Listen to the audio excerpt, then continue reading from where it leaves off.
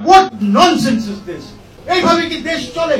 আপনি একটা এনজিও সরকার চিটগাং ডিভিশনের সরকার বানায় বসলেন। গত 16 বছরের ব্যর্থতার দায়ভার আমাদের উপরে চাপিয়ে দিয়ে আপনারা এক ধরনের আমাদেরকে ব্ল্যাকমেইল করেন।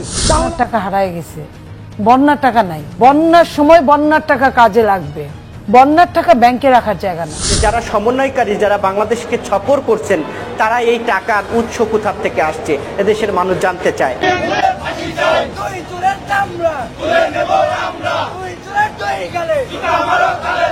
বন্যার্থদের টাকা আত্মসাতের অভিযোগ, সমন্বয়কদের আটক ও গণপিটুনি। বিস্তারিত জানতে সাথেই থাকুন।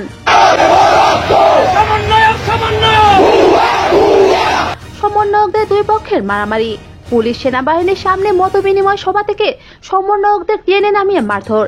1 মাস আগে যে সমন্বয়করা দেশের মানুষকে একত্রিত করে শেখ হাসিনাকে পদত্যাগ করতে বাধ্য করেছিল, সেই সমন্বয়কদের অবস্থা বর্তমানে খুবই করুণ। প্রায় প্রতিটি সভায় সমন্বয়কদের ধরে পিটানি দেওয়া হচ্ছে, তাদের ভুয়া ভুয়া বলে স্লোগান দিয়ে বের করে দিচ্ছে শিক্ষার্থীরা। বন্যার্থদের টাকা সঠিক ব্যবহার জানতে সম্প্রতি সমন্বয়ক সাজিদ আলম ও হাসনাত আব্দুল্লাহকে আটক করেছে ছাত্র জনতা। সেখানে সমন্বয়ক হাসনাত আব্দুল্লাহ জানান, ত্রাণের 12 কোটি টাকা তাদের নিজস্ব ব্যাংক অ্যাকাউন্টে আছে, আর এতেই খেপেছে ছাত্র জনতা। তাদের অভিযোগ, ত্রাণের টাকা সরকারি ফান্ডে থাকবে, সমন্বয়কদের ব্যাংক অ্যাকাউন্টে কি করে?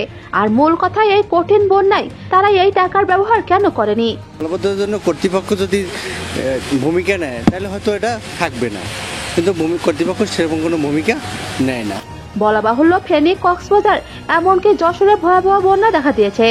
কোনো জায়গায় মানুষ ত্রাণ পায়নি। আর এসব কর্মকাণ্ডে খেপেছে ছাত্র জনতা। তারা গত রাতে ঝাড়ু মিছিল করেছে।